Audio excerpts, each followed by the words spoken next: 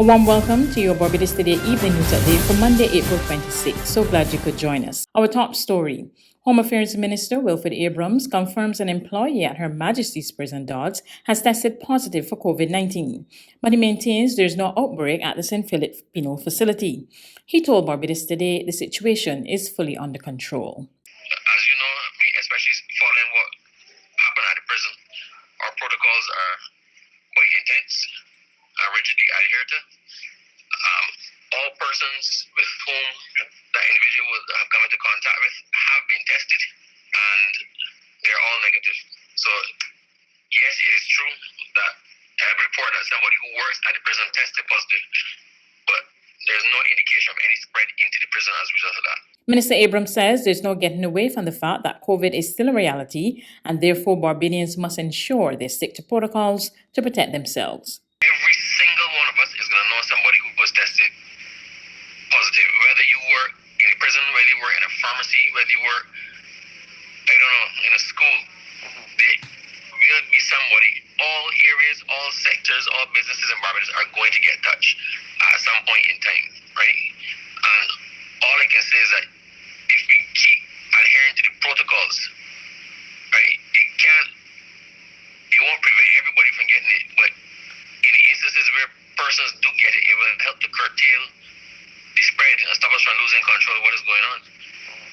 So no, this is not even close to the situation which obtained the first time. It just happens that this person, not through the prison, would have contracted COVID, and it does not appear, having tested all the persons that they would have come into contact with, that there has been any further spread within the prison, either to staff or inmates.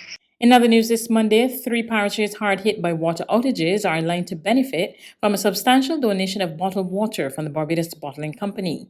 St. Joseph MP Dale Marshall, St. Thomas MP Cynthia Ford, and St. John MP Charles Griffith welcomed the helping hand from BBC General Manager Andre Thomas. We understand how trying and difficult it is. We did make a significant donation to St. Vincent earlier this week, and that has been from the Coca-Cola system throughout. So not only Barbados, but Puerto Rico, Trinidad, Costa Rica. But this is directly from the Barbados Bottling Company Limited for the people of St. Thomas, St. Joseph, and St. John. We look forward to doing more of this. This is just the first. It won't be the last. And we encourage other companies throughout the island to do such, whether it is water, containers for storage, the food. We encourage you to do as much as possible for the people of not only St. Joseph, St. Thomas, St. John, but Barbados as a whole. St. Thomas MP Cynthia Ford acknowledged that it has been a tough time for her constituents, and she urged other Barbadians to do more to conserve water. I would want to encourage my Barbadian friends and neighbors and others to please let us see if we can do less washing down at this time, because the ash is still coming, and to do it every day. And I've seen some communities in St. Thomas washing down every morning, and then there are other people who have no water to cook, to do the basic cleaning and all that. I'm going to beg them, please, we desist from the constant washing down. Yes, you have to wash down if you have animals and so, but on the other hand, you're washing down for animals, but then there are animals in the field that get no water because of the shortage we're experiencing. And I know that government is doing its best through the Water Authority and the other agencies to see how we can mitigate some of these matters as time goes by. And I plead with them, please, desist from washing down every day. At the end of it all, when we get minimal ash coming in, then people can tidy up and clean up and so. But right now, it is really unconscionable for some of the same households to be doing it Monday, Tuesday, Wednesday, Thursday, Friday. And then there are other communities, Monday, Tuesday, Wednesday, Thursday, Friday, they're not getting any water because it's all coming from the very same source. Meanwhile, St. Joseph MP Attorney General Dale Marshall dismissed reports that standpipes in his constituency have been turned off by authorities. I know that the standpipe in Sugar Hill is on, the one here right just 150 meters away in Coffee Gully is on, Braggs Hill is on.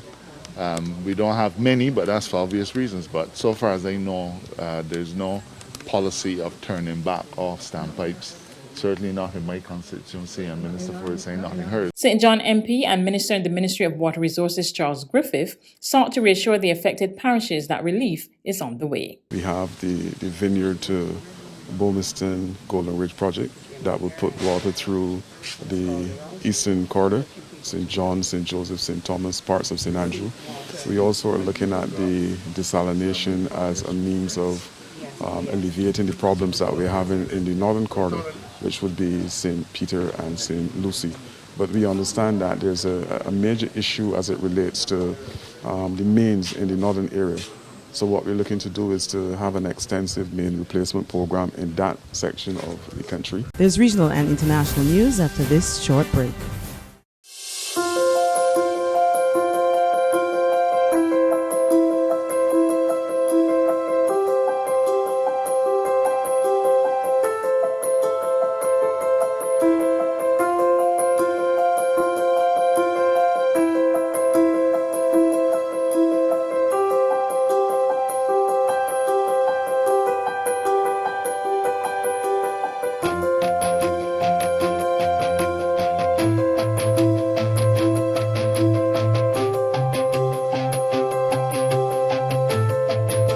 Barbados Today, news you can trust. In regional news, Guyana's Chief Justice Roxanne George today dismissed the opposition's election petition, ruling that the Guyana's Elections Commission did not breach or violate the Constitution or laws governing the elections. A determination of allegations that there were irregularities would require evidence. Similarly, the contention of the petitioners that there was a breach of Order 60 would require evidence. The petitioners in this case have not produced any evidence to support any substantial breach of or non-compliance with the election laws, such as to affect the results. And as clearly stated through counsel, this petition was not relying on evidence in this regard. The petition, they said, is about a legal issue, whether Section 22 and Order 60 are constitutional or not. With Monday's dismissal of the APNU AFC's elections petition 8820P, this means that both petitions filed by the coalition have been dismissed by the High Court, although petition 9920P has been appealed. In her ruling, Justice George said that the March 2, 2020 election was conducted lawfully and there were no breaches, violations, or non-compliance with the laws of Guyana by the Guyana Elections Commission, GECOM. As a consequence of her decision, both Section 22 of the Election Laws Amendment Act and Order No. 60 of 2020 have been found to have been executed under the proper authority. Petitioners Claudia Tourne and Heston Boswick had contended that Section 22 of the Election Laws Amendment Act is unconstitutional and that Order No. 60 of 2020 is invalid, null, void, and of no effect. The Chief Justice, however, ruled that Order No. 60 of 2020 was lawfully created by virtue of Article 162(1)(b) of the Constitution and Section 22 of the Elections Laws Amendment Act to resolve irregularities, discrepancies, and anomalies occurring in the elections process and to determine a final credible count. Hold that in order to exercise general direction and supervision and have administrative conduct of elections, GECOM had to ensure the lawful and proper implementation of the RPA in Section 22. This was done lawfully by GECOM via Order 60, enabling it to issue instructions and take action as appeared necessary and expedient to resolve the controversies as part of its responsibilities to complete the elections process by delivering the results. On the international scene, the European Union has launched legal action against ASTRAZENECA over alleged breach of contract concerning the delivery of its coronavirus vaccine. ASTRAZENECA had committed to supplying 180 million doses to the EU in the second quarter of this year, but has faced multiple delays to shipments. Brussels says the Anglo-Swedish pharmaceutical giant failed to deliver what it said it would.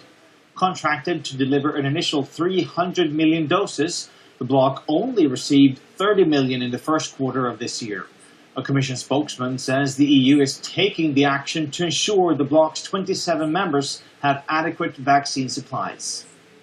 What matters to us in this case is that we want to make sure that there's a speedy delivery of a sufficient number of doses that European citizens are entitled to and which have been promised on the basis of the contract.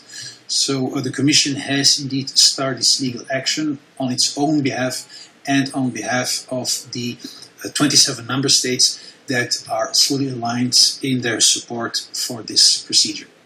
That's news, but for the very latest, visit our website at www.barbadostoday.bb. You can also subscribe to our e-paper, email updates, or like us on Facebook, and sign up for our breaking news alerts via WhatsApp.